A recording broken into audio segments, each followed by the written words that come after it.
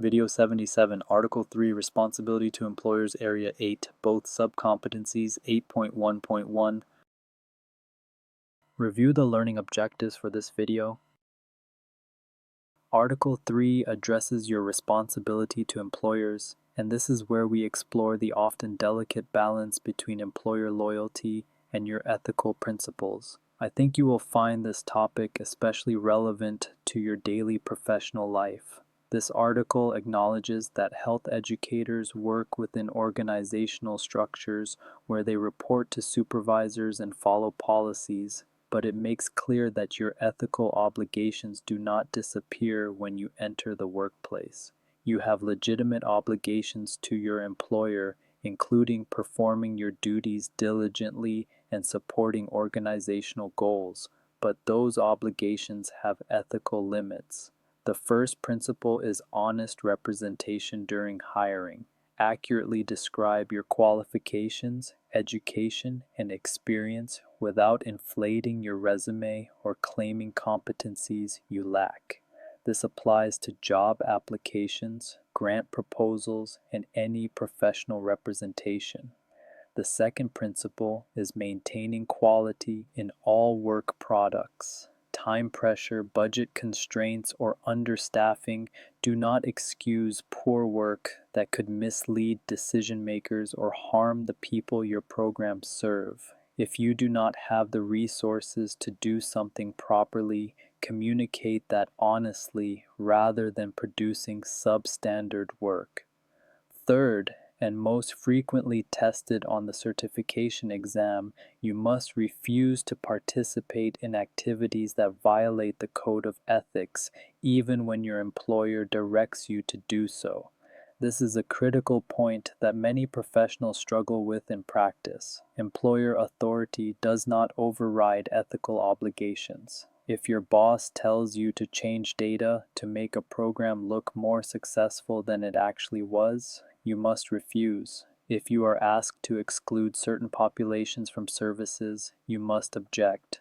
Fourth, data integrity is non-negotiable regardless of organizational pressure. Report findings honestly whether results are favorable or unfavorable. Fabricating data, selectively reporting only positive outcomes, or omitting inconvenient findings are all serious violations that undermine the credibility of health education as an evidence-based profession.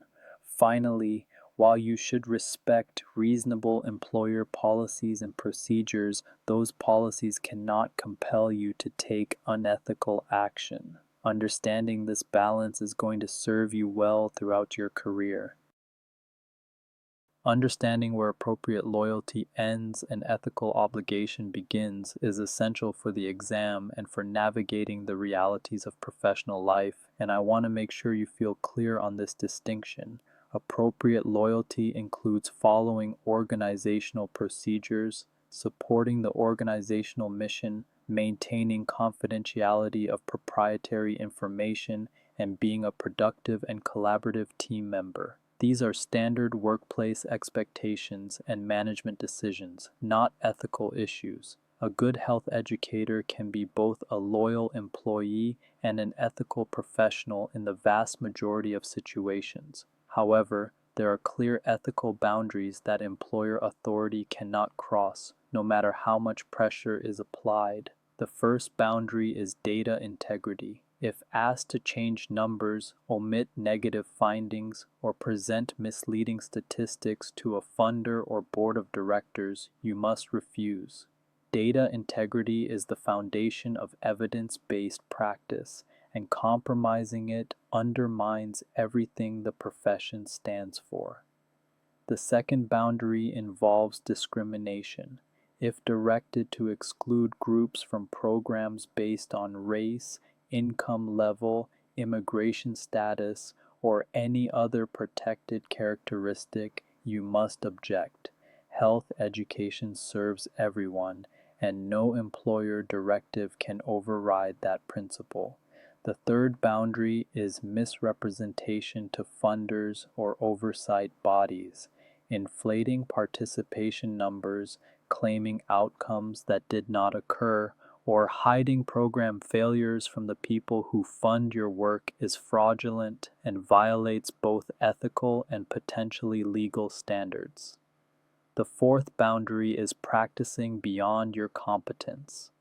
If assigned responsibilities requiring expertise you lack, such as clinical counseling or medical diagnosis, be honest about your limitations and request appropriate training or staffing. On the exam, employer pressure scenarios typically present options for complying with the request, quitting your job immediately, or refusing the specific unethical action while remaining professional and working through proper channels. The correct answer is almost always the third option, refusing the unethical action while staying in your role to advocate for ethical practices. That balanced approach is exactly what the profession expects of you. When your employer asks you to do something that conflicts with the code of ethics, having a clear process to follow helps you respond professionally rather than reacting emotionally. I want to equip you with a practical framework you can use in real life and on the exam. Step 1 is to identify exactly which ethical principle is being violated. Name the specific article and principle at stake. If asked to inflate participation numbers, cite Article 3's requirement for honest reporting. If asked to exclude a population from services, cite Article 1's requirement for non-discrimination. Being specific strengthens your position because it shows that your objection is based on professional standards rather than personal preference. Step 2 is to document everything thoroughly, including exactly what was requested, when it was requested, who made the request, and which code provisions apply. Keep copies of emails, memos, or any written directives. This documentation protects you if the situation escalates to a formal complaint or legal proceeding. Step 3 is to communicate your concern respectfully and constructively. Frame the conversation around shared goals rather than accusations. You might say, "I understand the pressure to show strong results to our funders, but adjusting these numbers would conflict with my ethical obligation to report accurately. Can we discuss honest alternatives that highlight the genuine accomplishments of our program while acknowledging areas for improvement?" This approach shows that you are a team player who also upholds professional standards. Step 4 applies when direct communication does not resolve the issue. Seek guidance from your organization's ethics committee, professional organizations like the Society for Public Health Education or the National Commission for Health Education Credentialing. These resources can provide confidential advice on how to navigate the situation. On the exam, the ethical health educator does not simply quit or comply.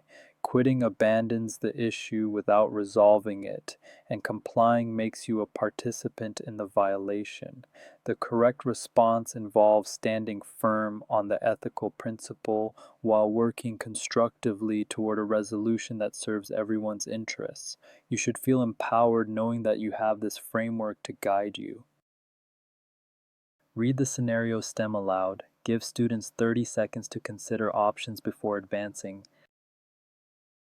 The correct answer is C. The correct answer is C. Article 3 requires honest reporting of findings and refusing to fabricate or manipulate data, even under employer pressure. This scenario illustrates one of the most common ethical challenges health educators face in the workplace: the tension between organizational interests and data integrity. Option A violates the ethical obligation regardless of how noble the rationale sounds. Protecting funding is important, but not at the cost of dishonest reporting. If the funding agency discovers the manipulation, the consequences would be far worse than presenting honest data with an improvement plan.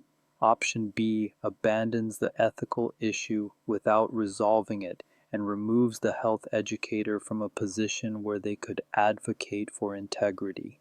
Resignation may feel principled, but it does not fix the problem and leaves no one to champion ethical reporting within the organization. Option D bypasses professional channels and could create serious legal and organizational complications. Leaking information anonymously may also undermine trust and does not follow the established progression for addressing ethical conflicts. The ethical approach in option C is to refuse the specific unethical action, clearly explain the ethical obligation to report findings honestly, and offer a constructive alternative, suggesting that the data be presented alongside a plan for addressing the identified weaknesses demonstrates that honest reporting and organizational success can coexist.